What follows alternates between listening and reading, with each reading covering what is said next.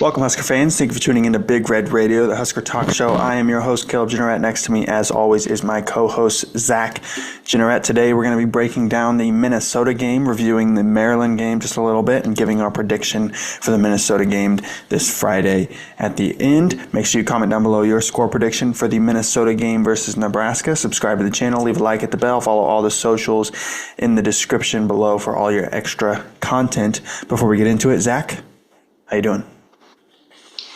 I'm good. 5-1. We'll get into it more when we talk about the Maryland game, but a lot of people upset with that game. I'm personally not. I think that's a game.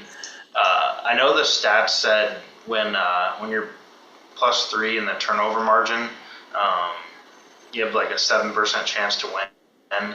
You add that on top of the fact that we've pretty much haven't won those games right there in 10 plus years. It's hard to be mad coming out of that game. Yeah, no, definitely.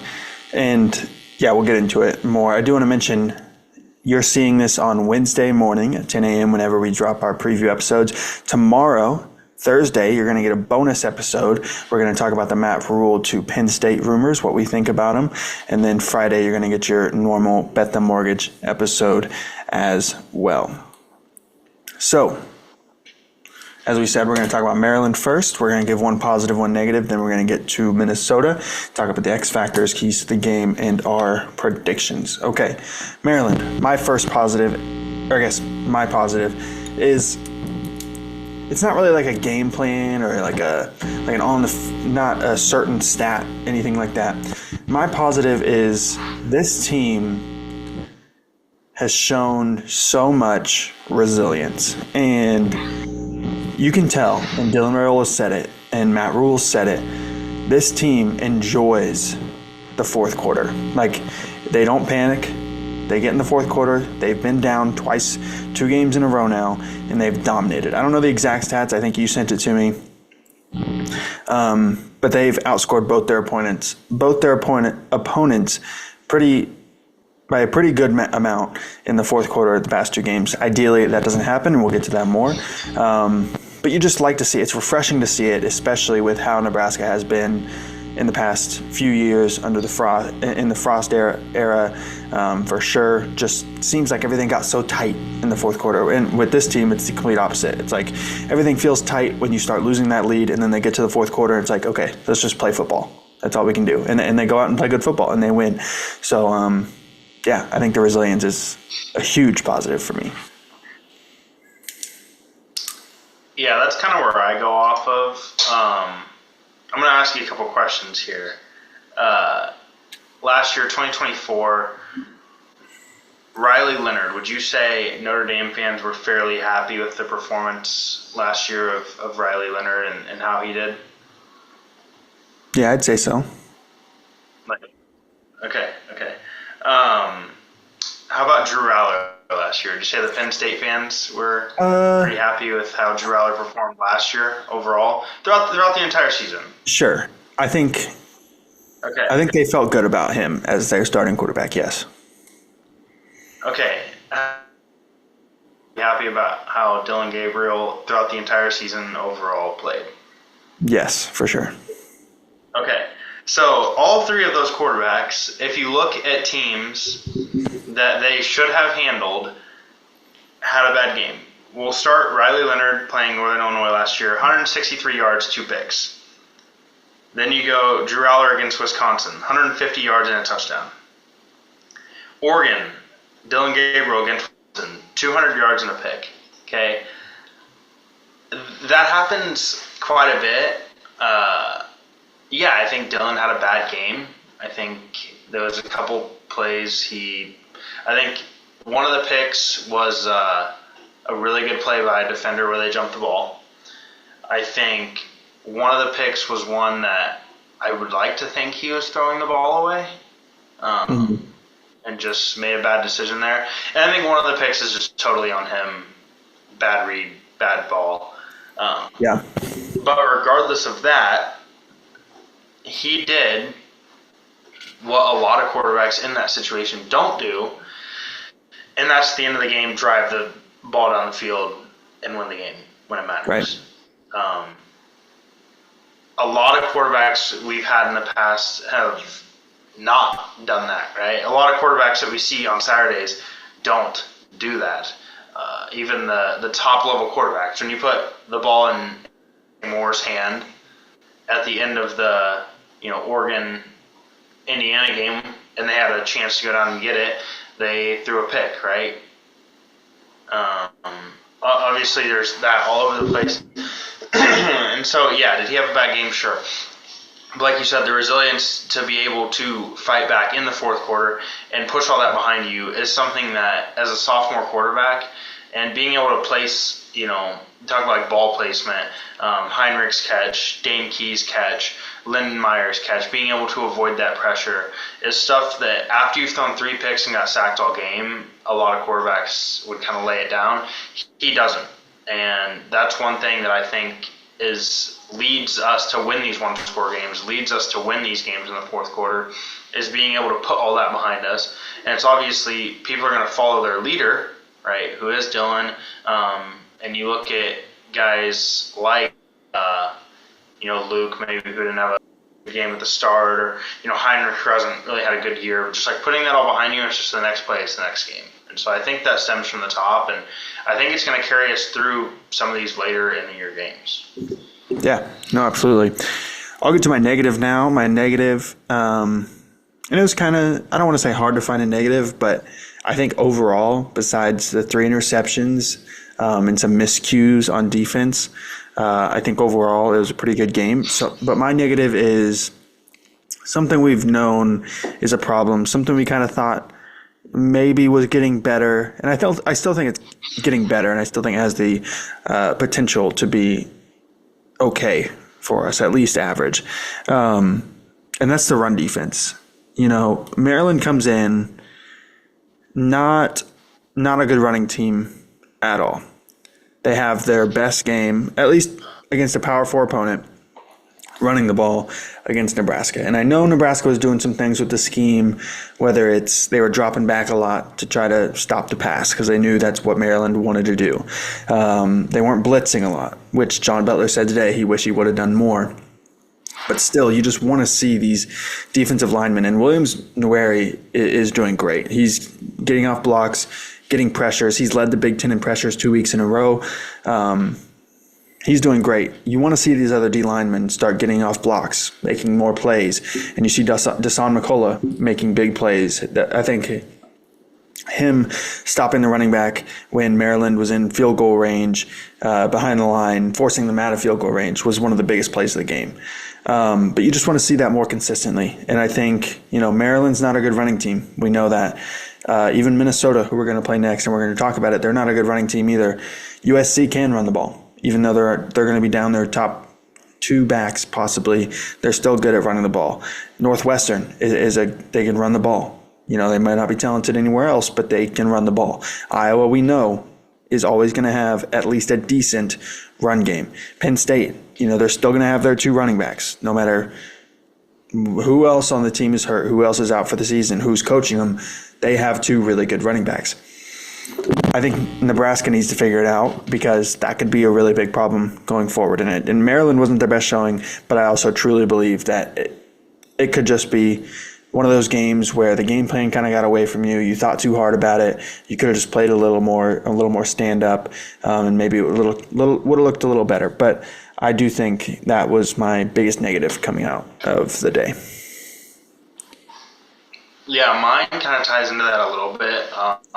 It's one that I haven't really seen a lot of people talk about us struggling on, but it's one that I do believe we struggle on. That's third down defense.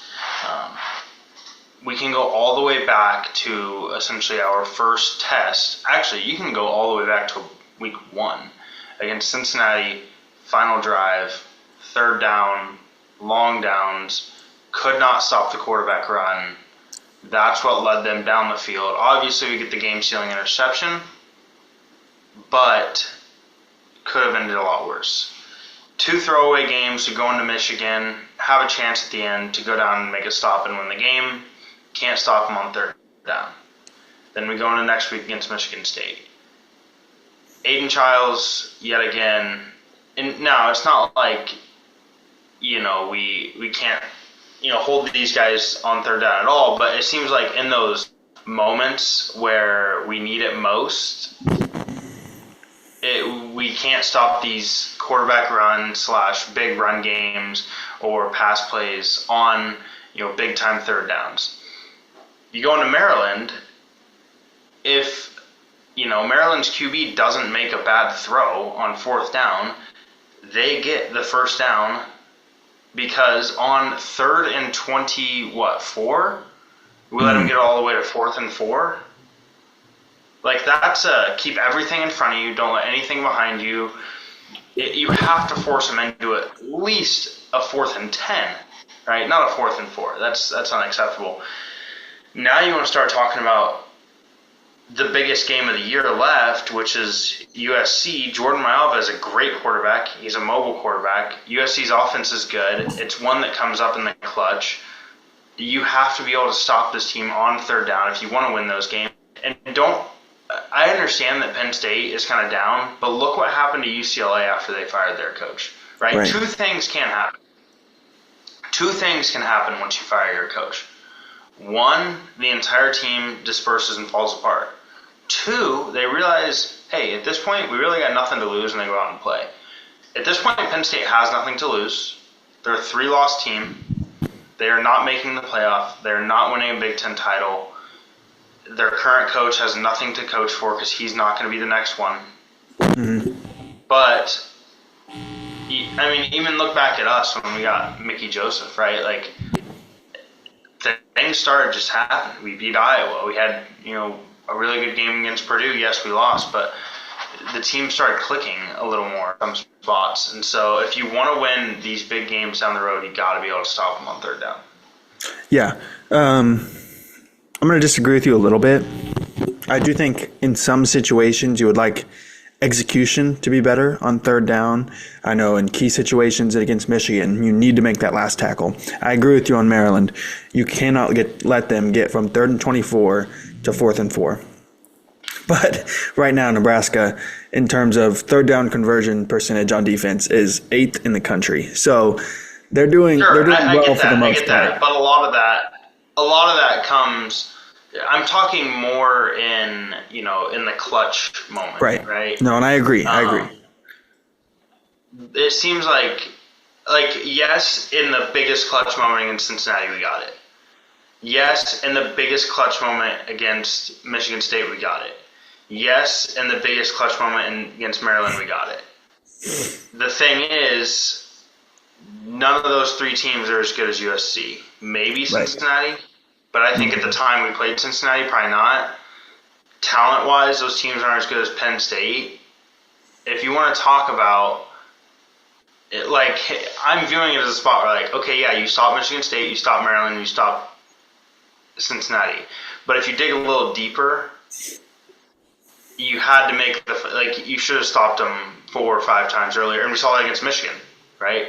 When we play a high-level team, those stops didn't happen. Right. Yeah, we held them to a field goal. That's essentially why we lost the game. And so that's the biggest thing is down deep in the clutch moments, you have to avoid what happened against Michigan. And it starts with doing that correctly and to the max against Michigan State, Maryland, and Cincinnati. Now let's get to Minnesota. We're going to get to keys of the game, and then we're going to give our predictions as well. So my first key to the game is you cannot let Minnesota run the ball successfully. Against Power 4 opponents, Minnesota is averaging 65 rushing yards per game. Darius Taylor, who is supposed to be their best player, he was supposed to be some stud, versus Power 4 opponents is averaging 20 yards rushing per game. Taking out the Minnesota game, Purdue, who Minnesota played last week, is allowing 183 rushing yards per game to Power 4 opponents. Minnesota only finished with 30. And it's not like Minnesota didn't get sacked a ton. They only got sacked twice in that game, and they only had 30 rushing yards. You can't let Minnesota figure out their rushing game against you because they haven't been good all year. If they look good against you, that's going to raise some serious red flags, because as bad as Maryland was, Minnesota has been worse running the ball. So you have to force them to continue to be bad running the ball. And I think if you force this kid that they have a quarterback, redshirt freshman, they're going to struggle a little bit. You know, they pulled it out last week against Purdue. I can tell you right now, Nebraska's a lot better than Purdue. So if you can keep them on the script that they have been on, which is struggling to run the ball, making their guy pass more than they want to, you're going to be okay. So that's my first key to the game.